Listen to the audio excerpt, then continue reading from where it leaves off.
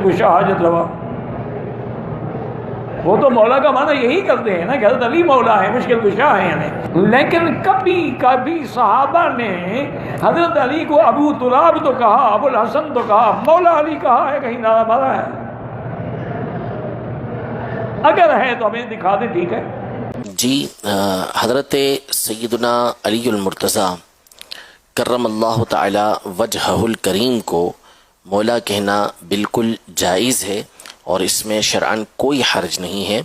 نبی کریم صلی اللہ تعالیٰ علیہ وآلہ وسلم نے واضح صریح الفاظ میں یہ ارشاد فرمایا ہے. کئی حدیثوں کی کتاب کے اندر یہ حدیث موجود ہے کہ من کنت مولاہ فعلی مولاہ، جس کا میں مولا ہوں اس کے علی بھی مولا ہیں.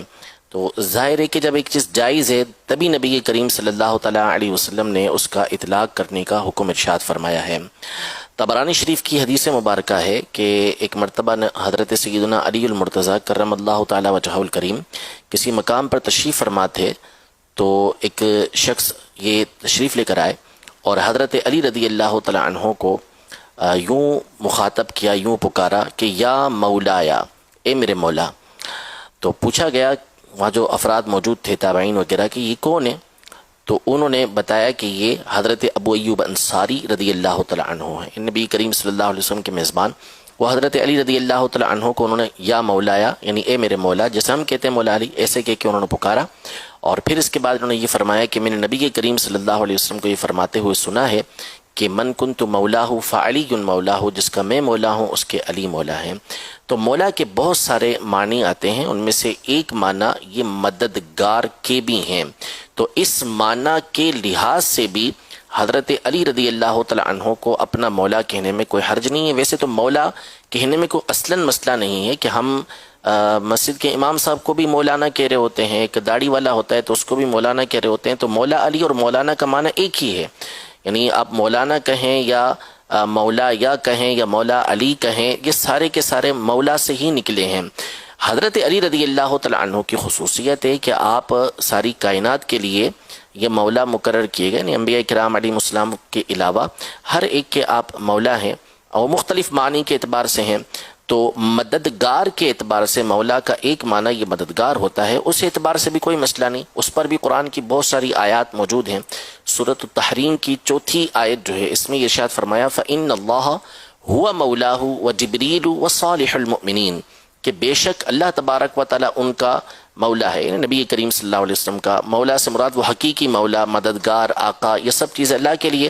وہ جبریل، اور جبریل جو ہیں وہ نبی کریم صلی اللہ علیہ وسلم کے مددگار ہیں، اور نیک مومن اس کے بعد حضور علیہ السلام کے دین کی مدد کرنے والے ہیں. تو یہاں پر ہر ایک کے اوپر مولا کا اطلاق کیا گیا ہے. تو یعنی کہا گیا ہے مومنین کو بھی مولا کہا گیا، نبی جبریل امین علیہ السلام کو بھی مولا کہا گیا، اس کے علاوہ خود اللہ تبارک و تعالیٰ کے لیے بھی مولا کا لفظ ہے. تو مولا کہنے میں کوئی مسئلہ نہیں ہے. اصل میں بہت سے لوگوں کو اس طرح کے اشکالات ہوتے ہیں، وہ سمجھتے ہیں کہ جو لفظ اللہ تبارک و تعالیٰ کے لیے استعمال ایک مرتبہ ہو گیا ہے تو وہ اب کسی اور کے لیے استعمال نہیں ہو سکتا. تو ایسا نہیں ہے.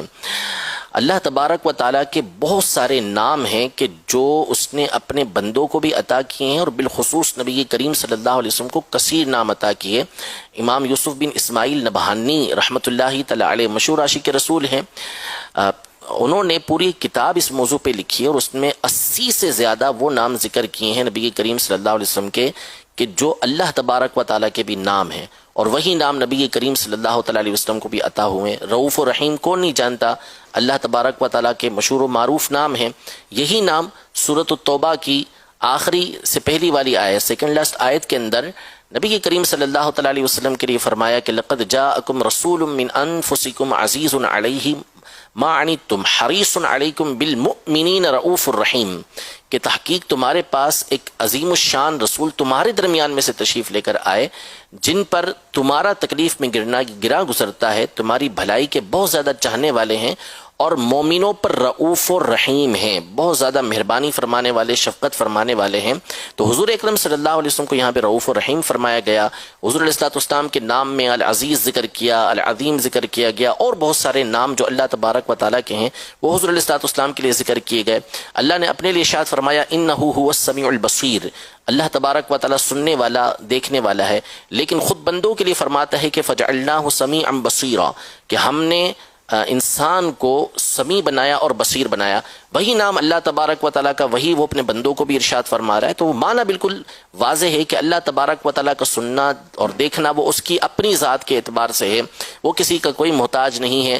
بندے اللہ تبارک و تعالیٰ کے محتاج، اللہ کی دی ہوئی سماعت کی قوت سے سنتے ہیں، دیکھنے کی قوت سے دیکھتے ہیں۔ تو اسی طرح جو مولا کا لفظ ہے وہ اللہ تبارک و تعالیٰ کے لیے جب بولا جائے گا تو وہ حقیقی مولا ہے، وہ آقا ہے، وہ حقیقی مددگار ہے، اسی کی اصل مدد ہے۔ اور جب حضرت علی رضی اللہ تعالی عنہ کے لیے بولیں گے، سردار کے معنی میں بولیں گے یا مددگار کے معنی میں بولیں گے، تو اس میں مددگار کے اعتبار سے کوئی مسئلہ نہیں ہوگا کہ حضرت علی رضی اللہ تعالی عنہ جو مدد فرمانے والے ہیں وہ اللہ تبارک و تعالیٰ کی عطا سے مدد فرمانے والے ہیں۔ تو حضرت علی رضی اللہ تعالی عنہ کو مولا ہی کہا جائے گا۔